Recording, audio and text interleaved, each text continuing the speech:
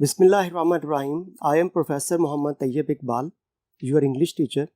Today we are going to study hitchhiking across the Sahara Desert.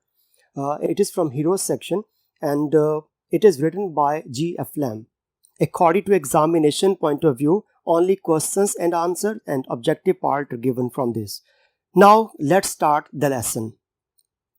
Title is hitchhiking, means first of all here hitchhiking across the Sahara Desert. hitchhiking किसी भी एक जगह से दूसरी जगह पर सफ़र करना जहाँ पर अपनी गाड़ी इस्तेमाल ना की गई हो बल्कि किसी से गाड़ी लेकर उस गाड़ी में बैठ कर सफ़र करना, जिसको हम आम अल्फाज में कहते हैं कि लिफ्ट लेकर किसी की जगह पर सफ़र करना। सहारा सहरा ये दुनिया के सबसे बड़े सहराओं में से एक है जो नॉर्थ अफ्रीका का इलाका ये मुकम्मल तौर पर इसमें कवर हो जाता है।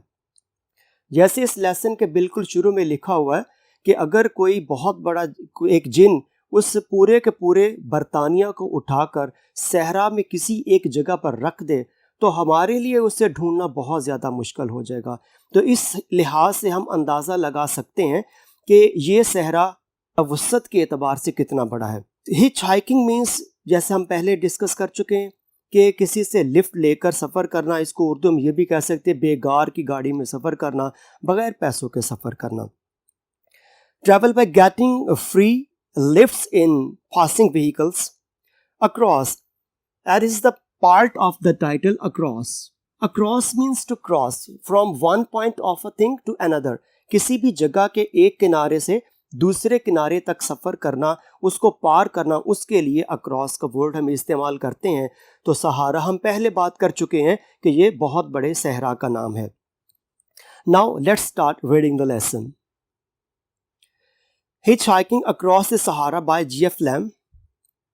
If a giant were to pick England up and put it down in the middle of the Sahara Desert, we should have quite a task to find it. If a giant were to pick, आम तौर पर third person जो singular हुआ करते हैं उनके साथ हम सिंगुलर हेल्पिंग वर्ब इस्तेमाल करते हैं, लेकिन यहाँ पर ग्रामेटिकल स्ट्रक्चर की अगर हम बात करें तो इफ़ के साथ हमने वर लिखा हुआ देखा क्योंकि सब्जेक्ट यहाँ पर जायंट है। इफ़ अ जायंट वर, हत्ता कि जायंट तो एक सिंगुलर चीज़ का नाम है, तो जो सिंगुलर हुआ करते हैं उनके साथ तो वॉज हो सकता है, इज़ हो सकता है, हैज़ हो सकता है, या वर्ब की पहली फॉर्म के साथ हम एस या ई एस का इजाफा करते हैं। लेकिन यहाँ पर स्ट्रक्चर थोड़ा सा डिफरेंट है। इसको आम तौर पर हम अनरियल पास्ट कहते हैं, और अनरियल पास्ट से मुराद ये है कि ऐसे एक्शन जो फिल वक्त हकीकत में बिल्कुल भी मुमकिन ना हो उनको अनरियल पास्ट कहा जाता है। तो इसलिए यहाँ पर इफ़ अ जायंट वर लिखा हुआ, ये चार अल्फाज हैं आम तौर पर जिनको अनरियल पास्ट के तौर पर हम इस्तेमाल करते हैं। जैसा कि वर अभी हमने इस सेंटेंस में पढ़ा, as if, as though, wish और वुड दैट। तो यहाँ पे इन सब के साथ अगर किसी भी सेंटेंस में इन अल्फाज में से कोई एक आ जाए तो वो अनरियल सिचुएशन को इंडिकेट करते हैं।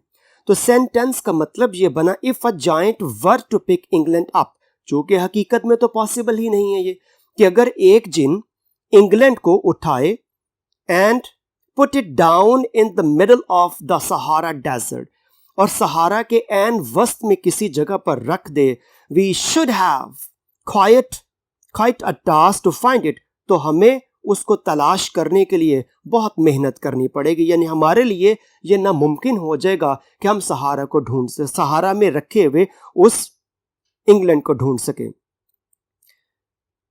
दूसरी बात, जब हम किसी भी डेजर्ट का नाम लिखते हैं तो ग्रामेटिकल पॉइंट ऑफ व्यू से देखा जाए तो सहराओं के नामों के साथ हम डेफिनेट आर्टिकल दी लाजमी लिखा करते हैं। तो इसलिए यहाँ पर इस सेंटेंस में द सहारा डेजर्ट लिखा है। The full Sahara area stretching almost the complete width of north Africa, कि ये सहारा रेगिस्तान नॉर्थ अफ्रीका के मुकम्मल इलाके में फैला हुआ है और ये many times the size of Great Britain, और अगर इस सहारा का मुकाबला मुवाजना किया जाए ग्रेट ब्रिटेन के साथ, बरतानिया के साथ, और बरतानिया बजाते खुद 4 ममालिक का मजमुआ है, तो ग्रेट ब्रिटेन फिर भी छोटा रह जाएगा और ये सहारा रेगिस्तान उससे भी कई गुना बड़ा होगा। अबाउट, अब ये अभी जो हमने पहला पैराग्राफ पढ़ा, तो इसमें से एक सवाल भी पूछा जा सकता है, यानी the size of Sahara, question पूछा जा सकता है कि what is the size of Sahara, या अगर कंपैरिजन पूछा जा सकता है कि सहारा का अगर मुवाजना किया जाए ग्रेट ब्रिटेन के साथ तो कौन ज़्यादा बड़ा होगा। तो इस पैराग्राफ को हम क्वेश्चन पॉइंट ऑफ व्यू से इंपॉर्टेंट तस्वुर करते हैं। सेकंड पैराग्राफ में about half of the gigantic area is mainly under French control, कि ये सहारा रेगिस्तान बहुत बड़ा है लेकिन इसका तकरीबन निस्फ इलाका ये फ्रांस की हुकूमत के ज़ेर तसल्लुत है, यानी फ्रांस ने इन पर कब्जा किया उन इलाकों पर। तो इसलिए लिखा कि इसका जो जाइगैंटिक ह्यूज, बहुत बड़ा, उसे कहा जाता है gigantic, immense, colossal, massive, huge. तो तकरीबन उसने कहा कि इसका ज़्यादातर हिस्सा फ्रांस के कब्जे में आता है। वेरी रिसेंटली इंडीड, ये वर्ड रिसेंटली जिसको हम कहते हैं हाल ही में, कुछ ही अरसा पहले, ये सेंटेंस जो वेरी रिसेंटली से शुरू हो रहा है, तो रिसेंटली लफ्ज़ आम तौर पर प्रेजेंट परफेक्ट टेंस में इस्तेमाल किया जाता है और ये एमडी कैट के हवाले से ये सेंटेंस बहुत अहमियत रखता है और ये आ भी चुका है। तो very recently Indeed the discovery of oil beneath the sand has begun, has के बाद वो आपकी थर्ड फॉर्म बिगन इस्तेमाल की गई और अभी यहां पर लिखा हुआ कि वेरी रिसेंटली, जैसे मैंने बताया, ये प्रेजेंट परफेक्ट टेंस में इस्तेमाल किया जाता है। तो very recently Indeed the discovery of oil beneath the sand has begun to bring changes, कि हाल ही में इस रेत के नीचे तेल की दरियाफ्त ने बहुत सी तब्दीलियां लाना शुरू की। But less than 3 years ago, most of the area had for countless years consisted of immense stretches of barren sand. लेकिन तकरीबन 3 साल कबल ये इलाका बेशुमार सालों से बेआबो गया था, वीरान पड़ा हुआ था, यानी वहां पर हर तरफ रेत ही रेत थी और किसी भी किस्म का सब्जा वेजिटेशन वहां पर मौजूद ना था।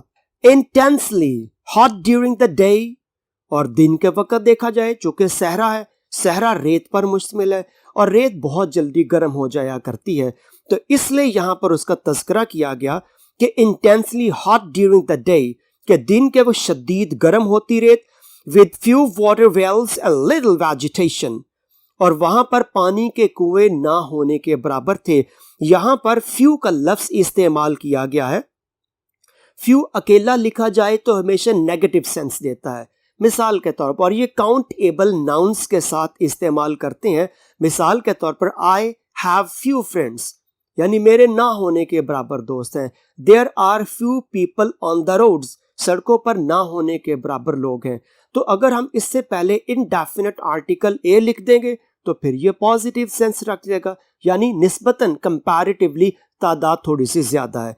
तो यहां पर उसी का तज़किरा किया गया with few water wells and little vegetation, और यहां पर वाटर वेल्स, पानी के कुएं, बहुत ही कम है, यानी ना होने के बराबर, और सब्जा तो बिल्कुल ही कम है। अब लिटिल का वर्ड इस्तेमाल किया गया, ये भी एडजेक्टिव है। अ लिटिल भी पॉजिटिव कॉन्सेप्ट नहीं रखता, क्योंकि अकेला लिटिल नेगेटिव है, इसके साथ भी फ्यू की तरह अगर ए का इजाफा किया जाए तो अ लिटिल बन जाता है, निस्बतन थोड़ी सी ज्यादा मिकदार। तो यहाँ पर जो बात की गई कि पानी के कुएं भी ना होने के बराबर हैं और सब्जा भी बिल्कुल कम हुआ करता है। लार्ज पार्ट्स वर ऑलमोस्ट अनइनहैबिटेड, और इस इलाके के, इस सहरा के बहुत ज्यादा इलाके ऐसे हैं जहां पर आबादी नहीं है, वो बेआबाद हैं। In other parts there were just a few towns very widely scattered and occasional wandering tribes of Arabs और बर्बर्स। इन अदर पार्ट्स, दूसरे इलाकों में, अगर इस सहरा के, चूंकि ये बहुत दूर दराज इलाकों तक फैला हुआ है, ये हम बात करें 1956 से पहले की और कुछ साल बाद तक की, लेकिन आज जैसा कि इस साल की बात की जाए, बहुत हद तक डेवलपमेंट्स वहाँ पर हो चुकी हैं। कई जो अफ्रीकन कंट्रीज जिनको पहले कोई नहीं जानता था, अब वो भी मंजर आम पर आ चुके हैं, तो जिनका अब बहुत ज़्यादा तज़किरा किया जाता है। तो इसलिए in other parts then were just a few towns, के दूसरे इलाके जहां पर बहुत ही कम इलाके मौजूद हैं, अब यहां पे लिखा हुआ अ फ्यू टाउन्स, जो अभी ऊपर 2 लाइंस ऊपर हमने पढ़ा था, अकेला फ्यू लिखा हुआ था, फ्यू वाटर वेल्स, और यहां पर क्या लिखा है, अ फ्यू टाउन्स, यानी कंपैरेटिवली उनकी तादाद अब ज्यादा हो गई है. In other parts, then were just a few towns very widely scattered. और कुछ इलाके हैं जो दूर दूर बिखरे हुए हैं. And occasional wandering tribes of Arabs or Berbers. और खाना बदोश अरबों के या बर्बर, जो पुराने जमाने में बी कैपिटल लिखा हुआ, ये प्रॉपर नाउन है, ये नॉर्थ अफ्रीका के बाशिंदों को कहा जाता है. बर्बर ये टिपिकल एक लफ्ज इस्तेमाल करते हैं नॉर्थ अफ्रीकन पीपल के लिए. तो इनको अब बद्दू भी कह सकते हैं और वैसे बर्बर लोग भी कह सकते हैं. मुख्तलिफ अल्फाज में अगर देखा जाए तो बद्दू के अलावा बर्बर को वैशी कबीला भी तस्वुर किया जाता था, लेकिन इस लेसन में उसका किसी भी किस्म की कोई अलामत हमें नहीं मिलती. और कभी कभार खाना बदोश अरबों और बर्बर जो काफिले वो इधर उधर भटकते हुए चलते फिरते दिखाई देते हैं. तो अब तक जो हमने पैराग्राफ्स पढ़े उनमें जो मुख्तलिफ अल्फाज जो डिफ़िकल्ट हैं according to examination point of view, जिनके सिनोनिम पूछे जा सकते हैं, वो भी हम डिस्कस कर लेते हैं. जैसे पहला लफ्ज़ हमने जाइगेंटिक पढ़ा था फर्स्ट पैराग्राफ के अंदर, तो gigantic means huge. Second paragraph की पहली लाइन में ये लफ्ज़ लिखा हुआ था, gigantic means huge, immense, colossal, massive, gigantic. Uninhabited, जहां पर आबादी बिल्कुल मौजूद ना हो, अनपॉपुलेटेड, अनऑक्यूपाइड, डेजर्टेड और unpopular, unpeopled. Unpopulated means unpeopled, जहां पर लोग आबाद मौजूद ना हो. सेट्रैचेस, दूर दूर तक वुसअत के साथ फैले हुए इलाकों को सेट्रैचेस कहा जाता है. तो expense areas, vast areas, huge areas. Next है ओकेजनल. ओकेजनल मतलब होता है कहीं कहीं चलते फिरते भटकते हुए. तो इरेगुलर, स्पोर्डिक, फ्यू. चलिए नेक्स्ट हमारे पास मौजूद है जी सेट्रैचिंग. सेट्रैचिंग कहते हैं फैले हुए इलाके को extending, expanding, separating and ranging. जो रेंज कहते हैं कि वुसअत को, उसको उस लिहाज से वर्ड रेंजिंग लिखा हुआ है. नेक्स्ट पैराग्राफ की तरफ चलते हैं जी. तो हार्डली कहते हैं कंपैरेटिवली मुश्किल हो, मुश्किल, बड़ी मुश्किल से. हार्डली मीन्स स्केर्सली, शायद ही. हार्डली द लैंड, शायद कि ऐसा इलाका. वन मीन्स एनीवन, कोई भी शख्स हो सकता है, ये थर्ड पर्सन सिंगुलर है. One would think in which to go hitchhiking, कि ऐसे इलाके में शायद ही कोई ये तसव्वुर करे, सोचे कि वो लिफ्ट लेकर मुफ्त सफर करे. Yet this was just the mode of travel that Robert Christopher, a young American, decided to adopt in the Sahara crossing, which he began in 1956. तो क्रिस्टोफर जो एक अमेरिकन नौजवान था, उसने सहारा को पार करने के लिए ये जरिए सफ़र इख्तियार किया कि मुफ्त और लिफ्ट लेकर सफ़र किया जाए. और इस सफ़र का आगाज़ उसने 1956 में किया. When he was a child, जब वो एक बच्चा था, every time he was naughty, मुसलसल वो शरारतें करता, यानी बहुत ही शरारती किस्म का बच्चा था वो. His foster mother used to threaten to send him to Timbuktu. तो उसकी जो फोस्टर मदर रजाई वालदा थी, उसने जब भी देखना कि क्रिस्टोफर शरारतें कर रहा है, वो उसको थोड़ा सा थ्रेट करने के लिए, डराने के लिए कि शरारतें करने से रुक जाए, बाज आ जाए, उसे कहते अगर तुमने अपनी शरारतें ना रोकी मैं तुम्हें टिम्बकटू भेज दूंगी. When he was a child, every time he was naughty, his foster mother used to threaten to send him to Timbuktu. Instead of alarming him, बजाय इसके कि वो ये बात सुन के कि उसकी वालदा उसको डरा रही कि तुम्हें टिम्बकटू भेज देंगे, तो डरने की बजाय क्या होता कि the idea aroused in him a कीन डिजायर टू दिस डिस्टेंस. अब यहाँ पे क्या था कि अक्सर हुआ करता है कि हम भी बच्चों को डराते हैं कि वो जिन आ जाएगा, वो पकड़ के ले जाएगा. मुख्तलिफ किस्म के हम भी बहाने हीले बनाते हैं बच्चों को डराने धमकाने के, बच्चे शरारतें करने से बाज आ जाएं. तो इसी तरह उसकी फोस्टर मदर ने कहा कि अगर तुमने शरारतें करने से तुम बाज ना आए तो तुम्हें मैं टिम्बकटू भेज दूंगी. तो अभी जिस सेंटेंस में इंस्टेड ऑफ अलार्मिंग हिम, बजाय इसके कि वो खौफजदा हो जाता, तो उसके खौफजदा होने की बजाय इस ख्याल ने उसके दिल के अंदर इस दूर उफ्तादा शहर, इस दूर दराज शहर जो टिम्बकटू था, उसको देखने की ख्वाहिश पैदा कर दी। यानी एक क्यूरियोसिटी, एक तजस्सुस पैदा हो गया कि मैं जो मर्जी हो जाए, अब तो मैं इस इलाके में जाकर रहूंगा, ये टिम्बकटू है क्या। तो इस पैराग्राफ में आने वाले अहम जो अल्फाज हैं उनके मीनिंग्स और सिनोनिम्स की तरफ जाते हैं। अराउज्ड का मतलब हमने इसमें देखा, arouse means stirred up, caused मतलब किसी चीज की वजह बनना, किसी की तस्कीन को बढ़ा देना। थ्रेटन मीन्स वॉर्न, धमकाना, डराना, धमकाना, थ्रेटन। या समटाइम्स हम किसी को डांटने डपटने के लिए भी इस वर्ड को इस्तेमाल करते हैं, जैसे एडमॉनिश है, रिब्यूक हुआ करता है। उसके बाद immense means vast, enormous, gigantic. Intensify या इंटेंसली, शिद्दत से, बहुत ज्यादा, सवियरली, टेरेबली, वेहेमेंटली।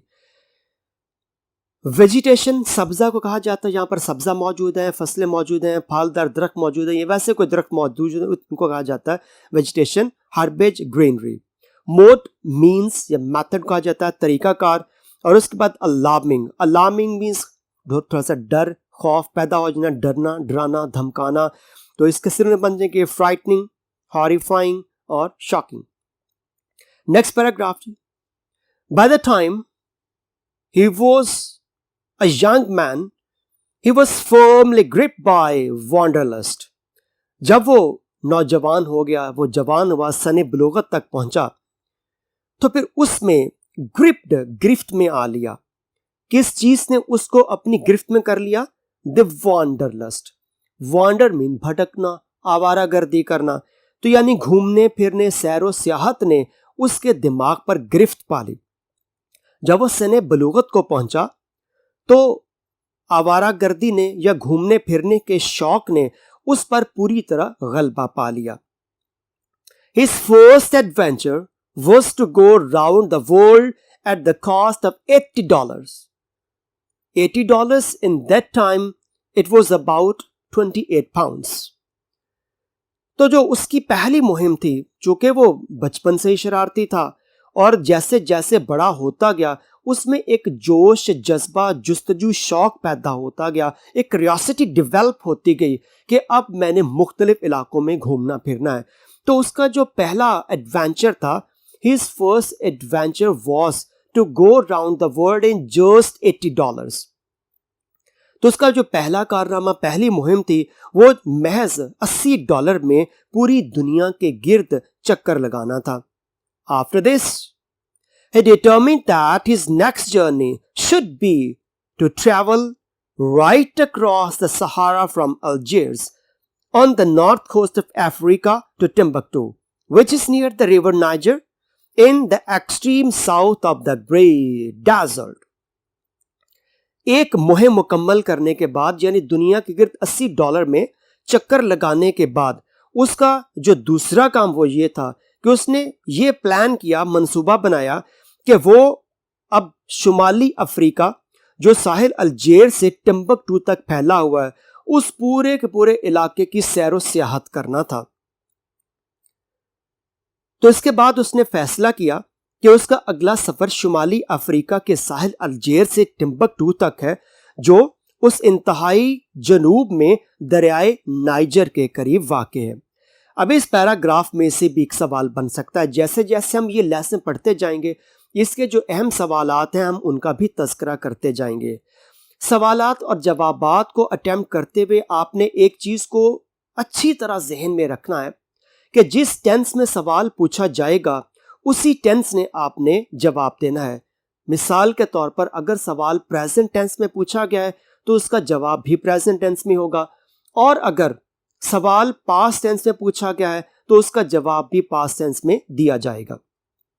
तो इस पैराग्राफ में से ये सवाल पूछा जा सकता है कि उसका पहला एडवेंचर क्या था। What was the first adventure of Christopher. ये उस पहला सवाल यानी पहली मुहिम के बारे में सवाल पूछा जा सकता है, जो इस पैराग्राफ में उसका मुकम्मल आंसर मौजूद है। तो अभी हमने इस पैराग्राफ में एक वर्ड पढ़ा था वॉन्डरलस्ट। इसका सिनोनिम अगर देखा जाए तो mean desire to roam about और वॉन्डर और रोव, ROVE, रोव। दूसरा वर्ड इसमें जो इंपॉर्टेंट जो सिनोनिम के एतबार से पूछा जा सकता है वो ग्रिप था किसी चीज पर मुकम्मल तौर पर हावी कर लेना, हावी हो जाना, तो सीज्ड, ग्रास्प्ड, क्लच्ड या होल्ड। नेक्स्ट पैराग्राफ की तरफ चलते जी।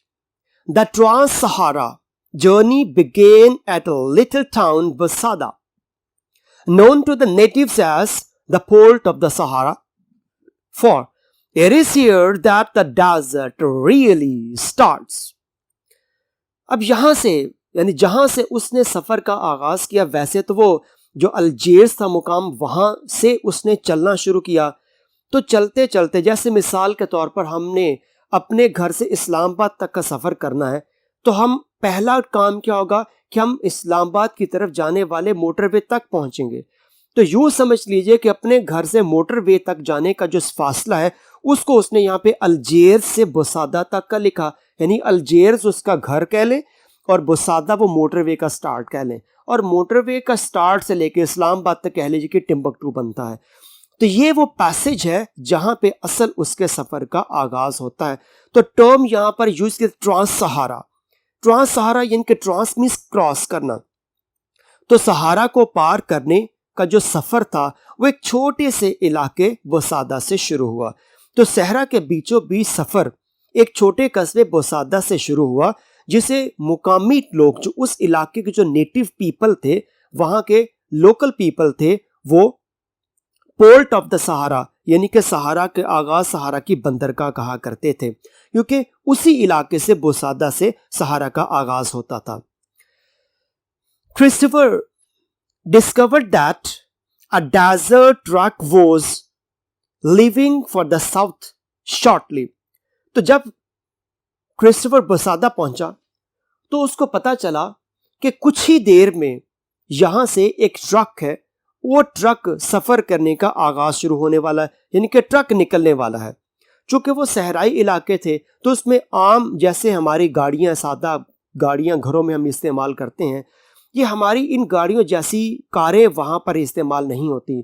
वहाँ पर मखसूस किस्म के जो ट्रक्स हैं या जीप्स हुआ करती हैं, उनको, जिनको पेट्रोल जीप्स कहा करते हैं, इसी लेसन के एंड पे जाके हम उनका भी तस्करा पढ़ेंगे। तो उन जीप्स को हम इस्तेमाल करते हैं सफ़र करने के लिए, या जो ट्रक्स हैं वो ट्रक्स इस्तेमाल किए जाते हैं। तो क्रिस्टोफर को पता चला, discovered means came to know, उसको पता चला कि एक डेजर्ट ट्रक है, सहराई ट्रक, जो कुछ ही देर में जुनूब की तरफ सफर उसका शुरू होने वाला है। And he arrange with the driver to be given a lift as far as it went.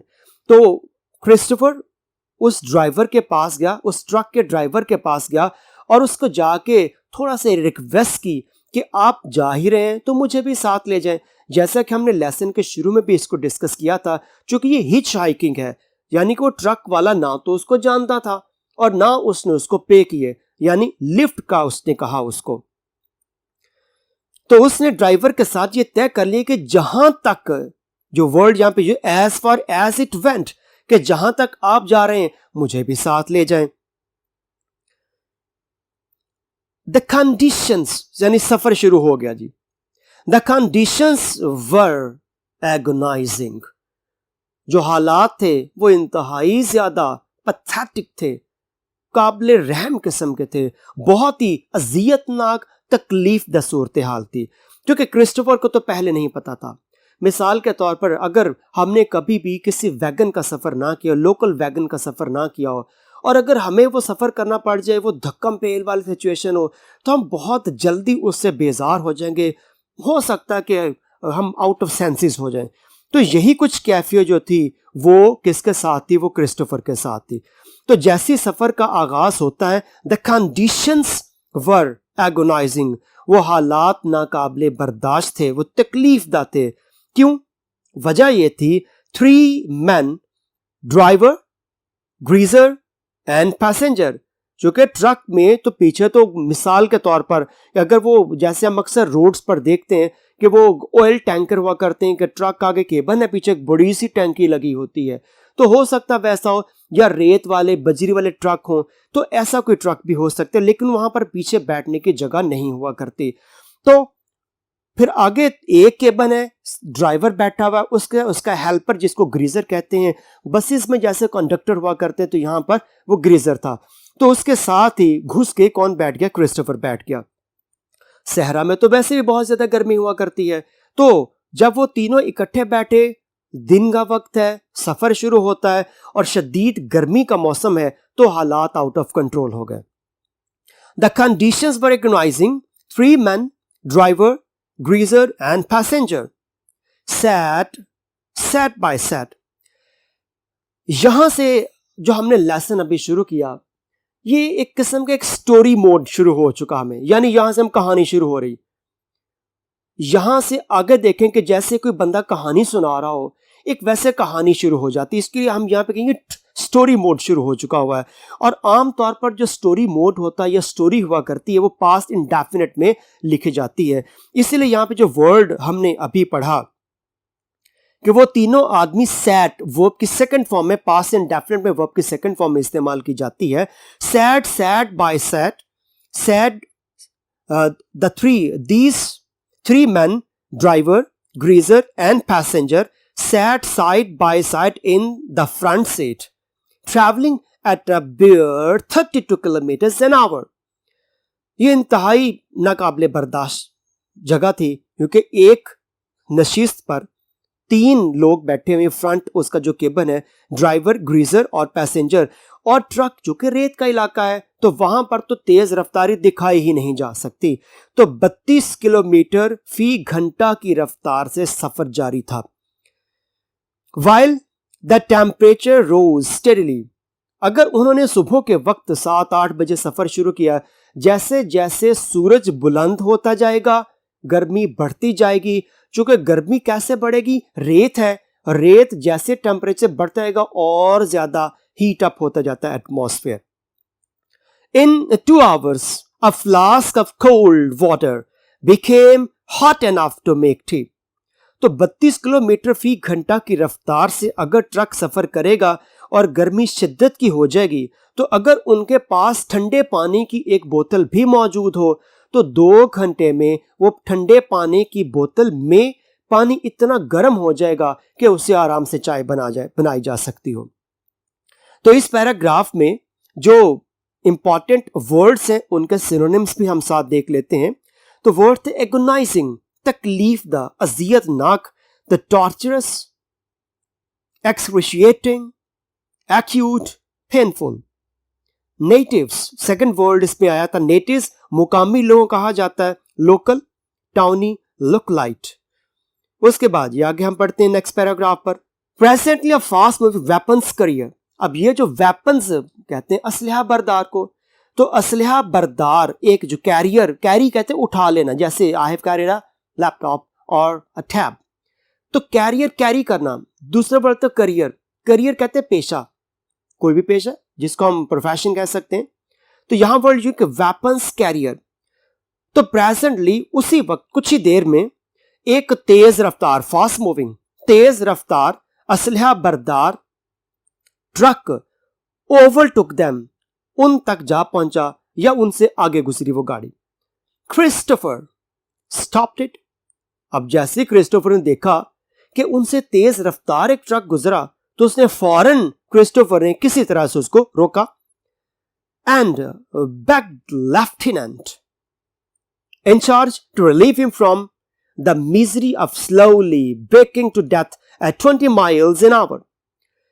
तो क्रिस्टोफर ने उससे दरखास्त की कि मुझे मेरी जान छुड़ा दो, कि इस इतनी सुस्त रफ्तार ट्रक में, अभी हमने जो पिछला पैराग्राफ पढ़ा वहां पर लिखा था 32 किलोमीटर फी घंटा की रफ्तार से जा रहा था, और अभी हमने लिखा कि 20 माइल्स, यानी बोथ आर ऑलमोस्ट इक्वल। पहले उनका जिक्र किया गया था किलोमीटर में, और अब उसका तज़किरा किया गया है माइल्स, मील के अंदर। तो क्रिस्टोफर ने उस लेफ्टिनेंट, अगर इस वर्ड को हम ब्रिटिश एक्सेंट में पढ़ेंगे तो उसको लेफ्टिनेंट पढ़ा जाता है, और अगर हम इसको अमेरिकन एक्सेंट पढ़ेंगे तो इसको लेफ्टिनेंट पढ़ा जाता है। तो because we are following standard English, that is British accent, तो we have to pronounce this word as lieutenant. तो क्रिस्टोफर ने उस ट्रक को रोका।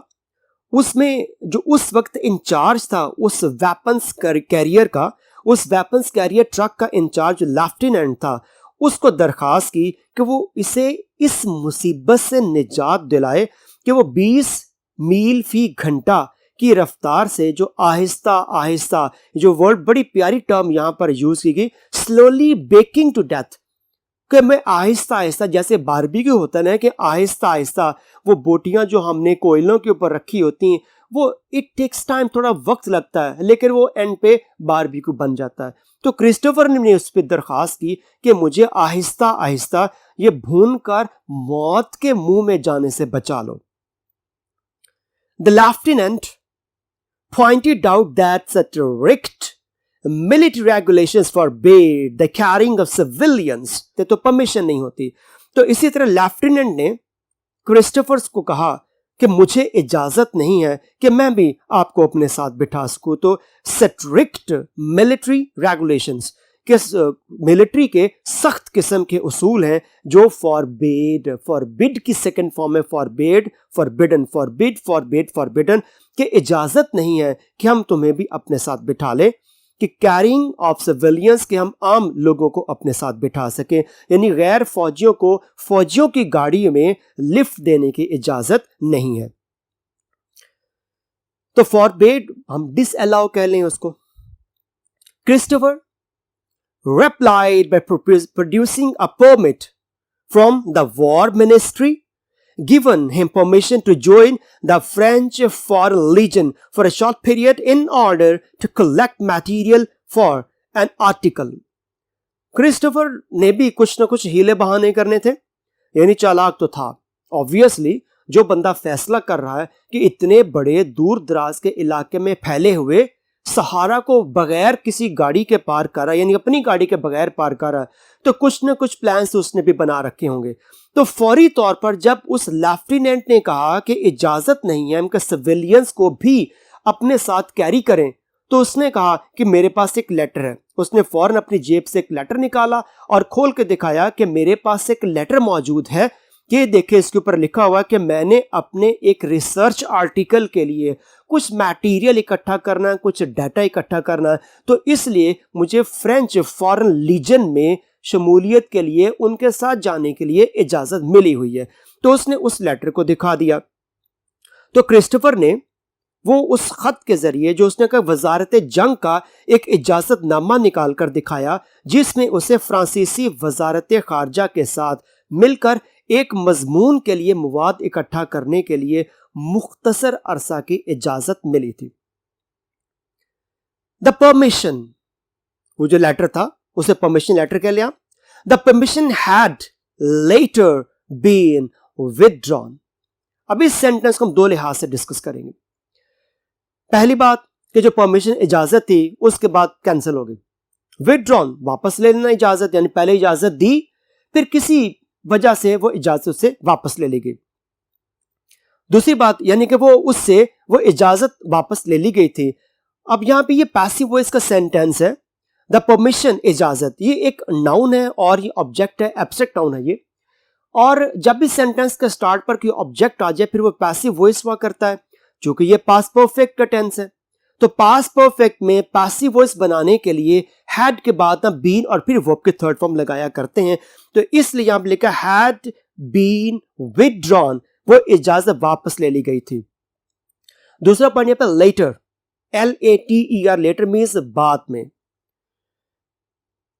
बट फॉर्चुनेटली, खुशकिस्मती, यानी कि लक फेवर्स द ब्रेव, कि जो लोग बहादुरी दिखाते हैं किस्मत भी उनका साथ देती है। यानी था तो झूठ बोला क्रिस्टोफर ने कि इजाजत तो वापस ले ली गई थी, लेकिन खुशकिस्मती क्या थी? खुशकिस्मती ये थी कि उस लेफ्टिनेंट ने उस पीस ऑफ पेपर, तो उस परमिशन लेटर को उलट कर नहीं देखा कि उसके पीछे लिखा हुआ था कैंसल्ड। तो खुशकिस्मती ये थी कि लेफ्टिनेंट ने उस परमिशन लेटर को, इजाजतनामे को उल्टा के नहीं देखा और उसके पीछे लगी हुई कैंसल्ड की स्टैंप, मनसूख की मुहर को नहीं देखा। अब इसमें से भी एक क्वेश्चन बन सकता है, how did he manage to get in army truck? कैसे, यानी कि उसने आर्मी ट्रक को रोका और उसे बैठने की इजाजत मांगी और उसके बाद परमिशन मिल गई, उस फौजी ने उसको अपने साथ बैठा लिया। तो यहां पर एक सवाल बन सकता है, how did he manage to get in the truck of army? यह सवाल बन सकता है जो अभी हमने उसके ऊपर पैराग्राफ में आंसर पढ़ लिया है। He was dropped at the town of Gardaya, a typical desert city. Except that the flies are even more numerous and stickier than they are anywhere else.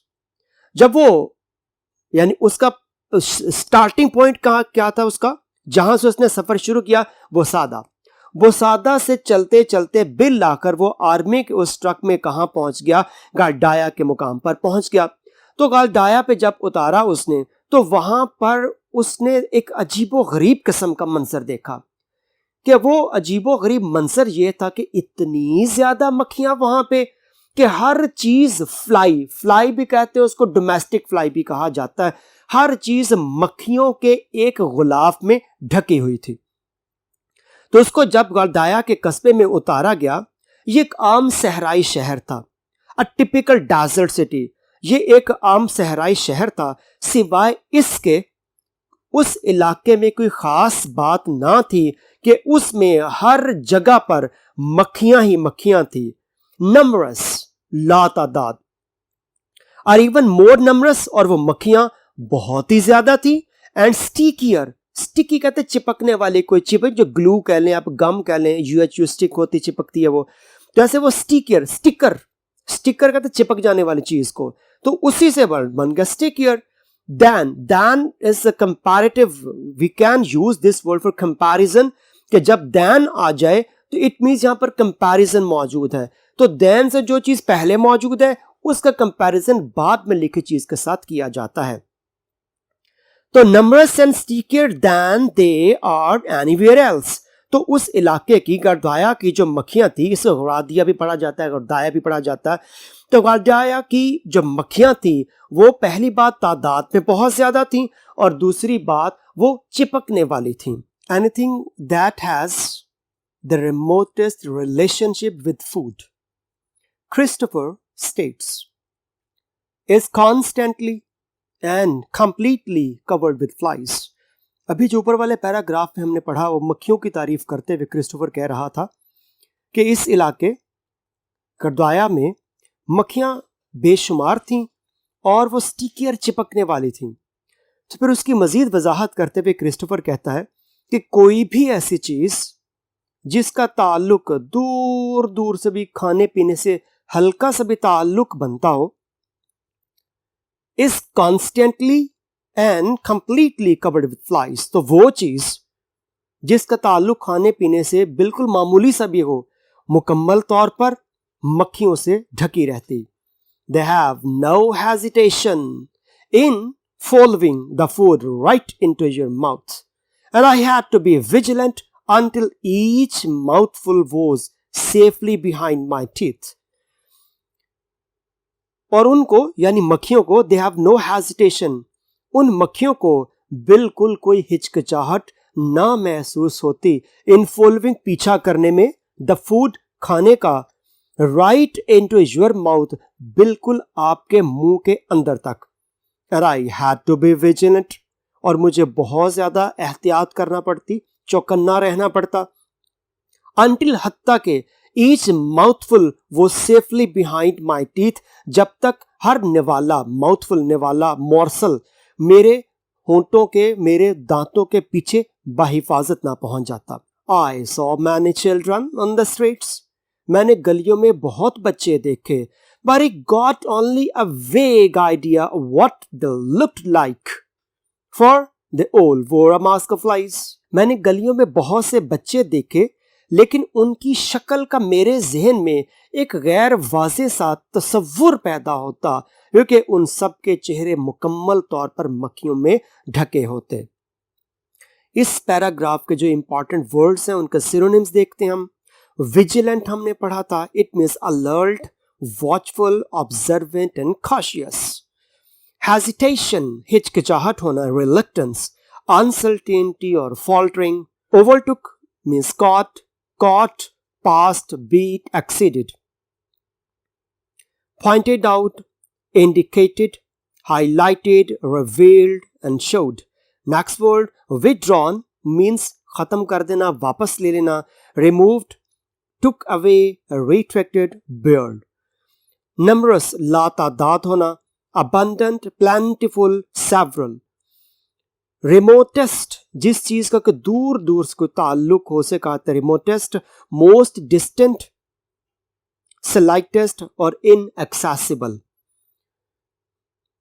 Mouthful, निवाला को कहा था, निवाला हम जो खाते हैं, माउथफुल, बाइट, मॉर्सल, पीस और पोर्शन. वेग, एम्बिगुअस, अनक्लियर, ऑब्सक्योर, ब्लर्ड, गैर वाज़ेह तसव्वुर होना. अब तक हमने ये देखा कि बुसाता से लेकर वो गर्दाया तक पहुंच गया है. तो उससे लेकर यानी बुसादा से गर्दाया तक उसका सफ़र कैसा रहा और गर्दाया में आने के बाद उसका एक्सपीरियंस कैसा रहा वो देखते हैं. तो उसके लिए हम चलते हैं अब नेक्स्ट बोर्ड की तरफ. These are the points which we have already discussed from the distance of बुसादा to गर्दाया. तो ये वो पॉइंट्स हैं जब उसने बुसादा से सफ़र करना शुरू किया और वो गर्दाया तक पहुंच चुका है. तो ये इंपॉर्टेंट पॉइंट्स हैं, हम इनको डिस्कस करते हैं. तो बुसादा उसका स्टार्टिंग पॉइंट है जहाँ से उसका जर्नी शुरू होता है, तो जिसको पोर्ट ऑफ सहारा कहा गया है. बुसादा पोर्ट ऑफ सहारा. फिर फर्स्ट ट्रक, बुसादा में जिस ट्रक में वो बैठा था, फर्स्ट ट्रक वो स्लो, वो 32 किलोमीटर एन आवर की स्पीड से वो सफ़र कर रहा था, जहाँ पे अगले केबन के अंदर ड्राइवर, ग्रीजर और तो साथ उसके क्रिस्टोफर बैठा हुआ था.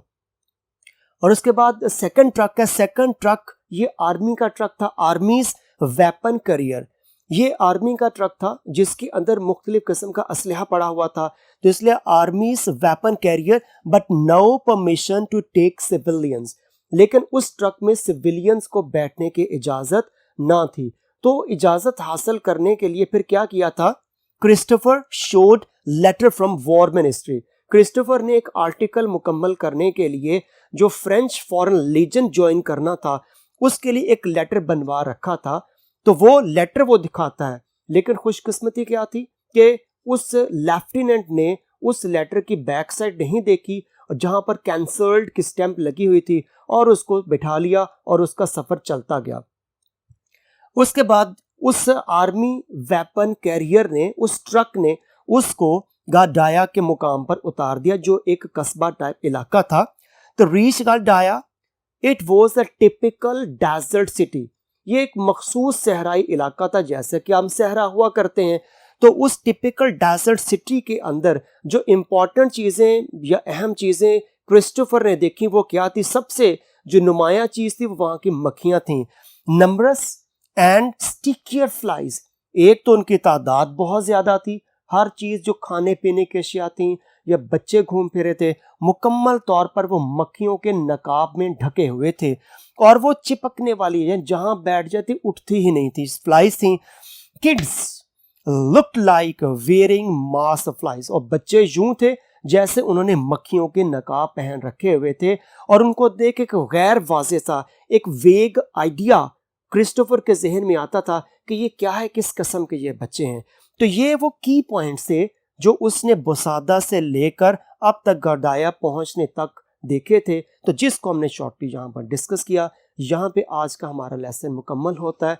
तो यहीं से इंशाल्लाह ताला हम कल शुरू करेंगे जी. अल्लाह हाफिज़.